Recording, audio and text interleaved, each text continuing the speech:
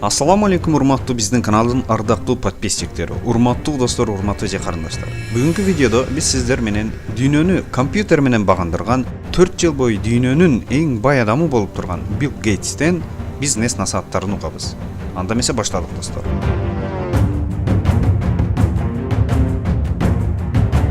Биринчи кеңеш: конкуренттерди ар дайым изилдеп тургула, иштерин анализ кылып көз салып тургула.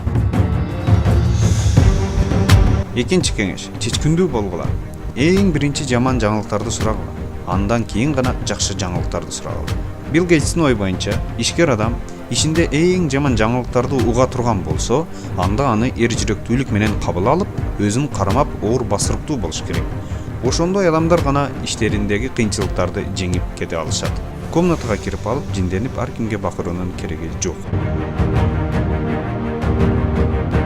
Үчүнчү кеңеш: келечек интернет менен болот. Интернетке ориентир алгыла. Кандай гана иш баштабагыла, интернетке муктаж болосуңар. Ооба достор, өзүңүздөр көрүп тургандай, муну биз дагы көрүп жатабыз. Кандай гана иш болбосун, азыр биз интернет менен иштешип калдык. Маалымат алсаң дагы интернет, реклама берсең дагы интернет. Кыскача айтканда, иштер бизге жакшы эле жардам берип жатат. Бирок ошол эле учурда убакытты туура пайдаланбасак, интернеттен керексиз, маанисиз видеолорду дагы көрүп, уттуруп дагы жатабыз. Ошондуктан интернетти туура пайдаланалы. Төртүнчү кеңеш: ийгиликке жеткенден кийин өзүңүздү жоготуп койбоңуз. Акча түшүп жатат деп көңүлдү ток кылып отуруп албаңыз. Эсиңизде болсун, кандай гана ишти аткарбаңыз, токтоп калбай дагы да жаңы ийгиликтерге жетишиңиз. Себеби сиздин конкурентиңиз бар. Сиз токтоп калсаңыз, алар сизден өтүп кетет. Натыйжада сиз банкрот болушуңуз мүмкүн. Бешинчи кеңеш: колуңуз астында иштеп жаткан ишчилерге болушунча жакшы шарттарды түзүп бериңиз.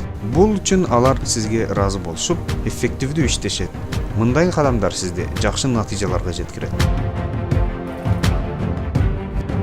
Алтынчы кеңеш: бүгүнкү ишти эртеңкиге калтырбаңыз. Эгерде аны бүгүн бүтүрө алсаңыз, анда сөзсүз актарыңыз.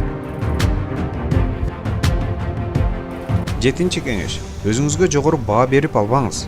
Бир ишти чечим кабыл алган соң, ага кайрадан критика менен карап чыгыңыз. Балким катасы чыгып калат. Сегизинчи кеңеш: жаңы технологиялар менен иштешкенди үйрөнүңүз. Дүйнө өнүгүп жатат. Жаңы технологиялар жеңишти камсыздап берет. Тогузунчу кеңеш: көпчүлүк эмне кылса, ошолор менен агып жүрө бербеңиз. Көпчүлүк туура эмес багытта болуусу мүмкүн. Сиздин болсо өзүңүздүн жеке ишиңиз, жеке принцибиңиз болсун. Мисал үчүн, көпчүлүк юрист болсо, сиз дагы юрист болом деп аракет кылбаңыз. 10-чу кеңеш: бул жашоодо акыйкат жок. Буга өзүңүздү көнүктүрүңүз. Жашоо сизди аябайт. Реалдуу жашоо менен жашаңыз. Акыйкатсыз мамилеге туш болсоңуз, ага жүрөгүңүз оорубасын. 11-чи кеңеш: жашоого баары бир. Жашоо сиздин өзүңүзгө жогору баа берип, өзүңүз тууралуу жакшы ойдо экендигиңизге көңүл бурбайт. Ага баары бир. Жашоо сизден бир эле нерсени талап кылат. Өзүңүзгө ишенүүдөн алдын баштаган ишиңизди бүтүрүүңүздү гана талап кылат. 12-чи кеңеш: сиз мектепти же университетти бүткөндөн кийин эле ишке орношуп, $10,000 кармап акчалуу болуп калбайсыз. Ал үчүн сиз мээнет кылышыңыз керек. 13-чү кеңеш: сиздин оюңузча, мугалим абдан талаптарды катуу коёбу? Эмнеге жакшы окубайсың деп урушабы? Шашпаңыз, сиз дагы бир иштин башчысы болгондо мугалим сыяктуу катуу талаптарды коесуз. 14-чү кеңеш: эгерде сиз ийгиликсиз болуп жатсаңыз, анда бул ата-энеңиздин күнөөсү эмес. Ыйлак табаңыз, өзүңүздүн каталардын үстүнөн сабак алыңыз. 15-чи кеңеш: сиз окуган мектеп мыкты лидерлер, ийгиликтүү окуучу же болбосом отличник, ударник, трошник, двошник деп айтканды токтотуп, сиз мектепти аяктадыңыз. Бирок жашоо токтотпойт. Мектеп сыяктуу эле жашоодо да отличник, ударник, трошник, двошник болуп калышыңыз мүмкүн. 17-чи кеңеш: жашоодо мектеп сыяктуу каникулдар болбойт, семестрлер болбойт. Жайкы каникулга чыгып эс алуу жок. Сизге эч ким бери кел деп иш берип койбойт.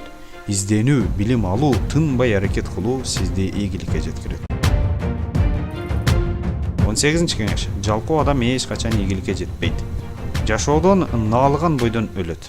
Жашоосун өзгөрткүсү дагы келбейт. Ошондуктан жалкоолуктан алыс болуңуз. Мына достор, бүгүн биз сиздер менен Билл Гейтстен бизнес кеңештерди уктук. Билл Гейтстин канчалык бай адам экенин кыскача айтып берейин сиздерге. Анын 95 миллиард доллар акчасы бар. Өзбекстан, Кыргызстан, Тажикстан ушул 3 мамлекетти бириктиргенде дагы ал кишинин байлыгы көп.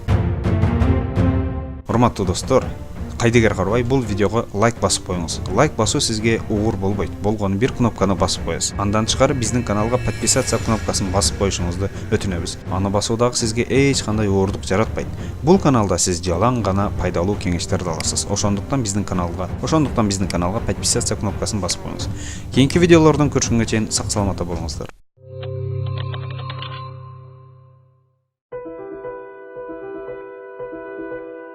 There are many paths for cheap, zero CO2 free energy.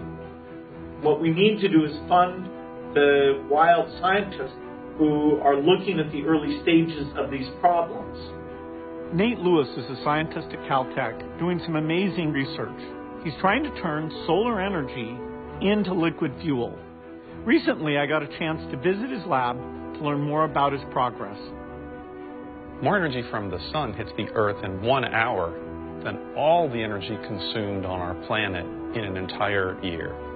The solution is to find a way to store the energy in the sun when it's available. Photosynthesis takes sunlight and stores solar energy in chemical bonds. We should do the same thing, just better, faster, and cheaper than nature ever figured out how to do in order to make a sustainable solar-driven energy system. Making solar fuels would allow you to serve the transportation sectors, aircraft, heavy-duty trucks, and ships, would allow you to get energy to wherever people need it, whenever they want it.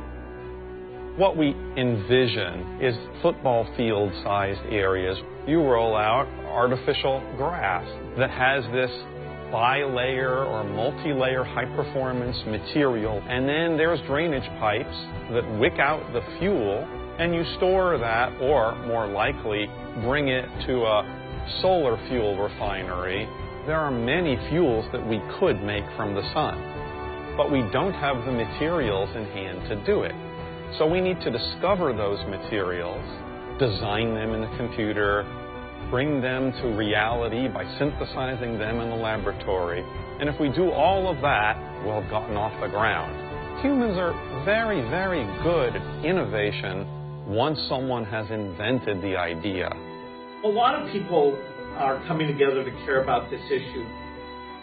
As they focus on the need for innovation, I think we will get the increased investments, both government and private. I know that the scientific possibilities are pretty incredible.